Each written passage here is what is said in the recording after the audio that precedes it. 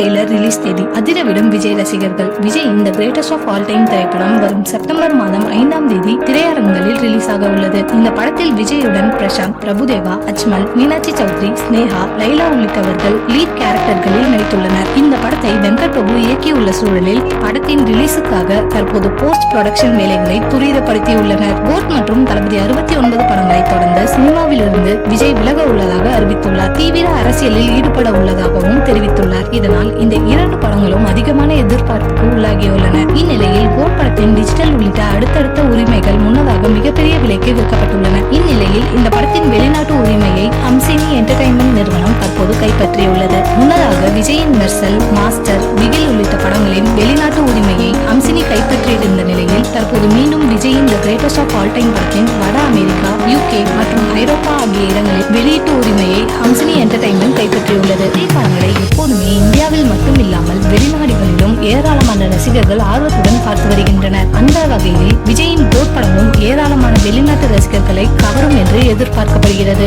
இந்த படம் இன்னும் 2 மாதங்களில் ரிலீஸ் ஆக உள்ள நிலையில் அடுத்தடுத்து படத்தின் இசை வெளியீடு, ட்ரெய்லர் வெளியீடு ஆகியவை மிக பிரம்மாண்டமாக நடத்தப்பட உள்ளதாக கூறப்பட்டுள்ளது. கோட் ட்ரெய்லர் ஆகஸ்ட் மாதம் 15ஆம் தேதி வெளியிட இருப்பதாக சொல்லப்படுகிறது. இதில் விஜயகாந்த் காட்சியும் இடம் பிடிக்கும் என தெரிகிறது. சரியான திட்டமிடலுடன் இந்த படத்தை AGS நிறுவனம் தயாரித்துள்ள நிலையில் இந்த படத்திற்கு சிறப்பான ப்ரமோஷன்களையும் கொடுக்கும் என எதிர்பார்க்கலாம்.